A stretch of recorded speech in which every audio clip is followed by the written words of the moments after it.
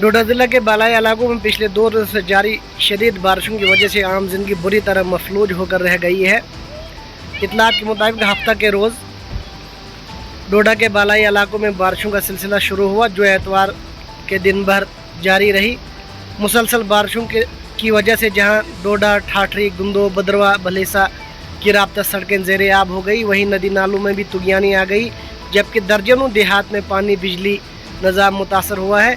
इस दौरान अगरचे किसी भी इलाके से कोई नाखुशगवार वाक़ा पेश होने की इतला मौसूल नहीं हुई है, ताहम SSP डोडा ने पुलिस इंतज़ामिया को चौकस रहने और लोगों से किसी भी एमरजेंसी के दौरान नज़दीकी पुलिस चौकियों के साथ रब्ता कायम करने की अपील की है।